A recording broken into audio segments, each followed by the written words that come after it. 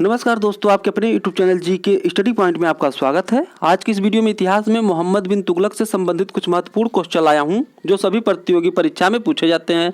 तो चलिए आज की इस वीडियो को शुरू करते हैं। पहला प्रश्न देखते हैं, गियासुद्दीन तुगलक की मृत्यु के बाद दिल्ली की गद्दी पर कौन बैठा था? जिसका सही उत्तर है वह है मोहम्मद बिन तुगलक। गियासुद्दीन तुगलक की मृत्यु 1325 ईस्वी में बंगाल के अभियान से लौटते समय जूना खां द्वारा निर्मित लकड़ी के महल में दबकर हो गई। उसके बाद मोहम्मद बिन तुगलक दिल्ली की गद्दी पर बैठा था। अगला प्रश्न देखते हैं, मोहम्मद बिन तुगलक दिल्ली की गद्दी पर किस सन में बैठा था?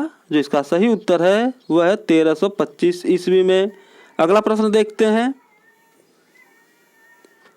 इब्न बतूता किसके शासनकाल में भारत आया था? जो इसका सही उत्तर है वह है मोहम्मद बिन तुगलक। अगला प्रश्न देखते हैं, इब्न बतूता किस सन में भारत आया था? जो इसका सही उत्तर है वह है 1333 ईस्वी में। अगला प्रश्न देखते हैं, इब्न बतूता को दिल्ली का काजी किसने नियुक्त किया था? जो इसका सही उत्तर है वह है मोहम्मद बिन तुगलक। इब्न बतूता को दिल्ली का काजी मोहम्मद बिन तुगलक ने नियुक्त किया था। अगला प्रश्न देखते हैं, दीवान ए अमीर को ही विभाग की स्थापना किस सुल्तान ने की थी? जो इसका सही उत्तर है वह है मोहम्मद बिन तुगलक। अगला प्रश्न देखते हैं, दिल्ली सल्तनत के किस शासक को स्वप्नशील, पागल एवं रक्त पिपासु कहा गया है? जो इसका सही उत्तर है वह है मोहम्मद बिन तुगलक। अपनी सनक भरी योजनाओं, क्रूर कृत्यों एवं दूसरे के सुख दुख के प्रति उपेक्षा का भाव रखने के कारण मोहम्मद बिन तुगलक को स्वप्नशील, पागल एवं रक्त पिपासु कहा गया है। अगला प्रश्न देखते हैं, मोहम्मद बिन तुगलक ने दिल्ली सल्तनत की राजधानी दिल्ली के स्थान पर 1326-27 में किसे बनाया? जो इसका सही उत्तर है वह है दौलताबाद को।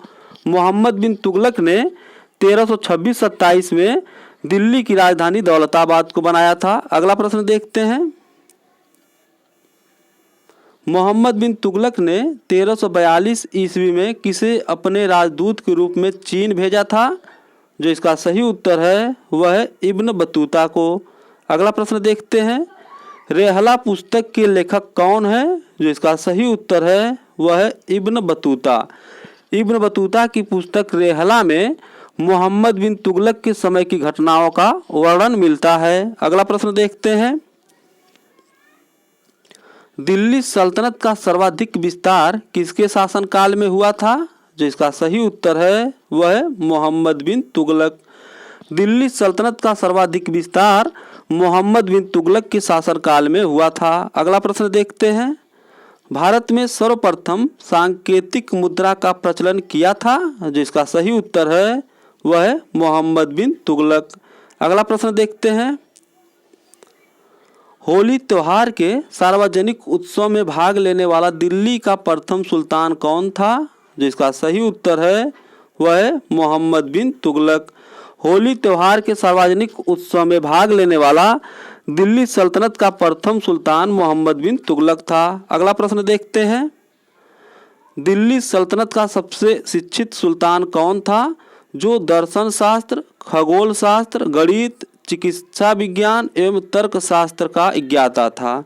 जो इसका सही उत्तर है वह है मोहम्मद बिन तुगलक। अगला प्रश्न देखते हैं, किस शासक के शासनकाल में विजयनगर राज्य की स्थापना हुई थी? जो इसका सही उत्तर है वह है मोहम्मद बिन तुगलक। मोहम्मद बिन तुगलक के शासनकाल में विजयनगर राज्य की स्थापना हुई थी। अगला प्रश्न देखते हैं, मोहम्मद बिन तुगलक किसका शिष्य था? जो इसका सही उत्तर है वह है शेख अलाउद्दीन का। अगला प्रश्न देखते हैं, मोहम्मद बिन तुगलक की मृत्यु किस सन में हुआ था? जो इसका सही उत्तर है वह है 20 मार्च 1351 ईस्वी में।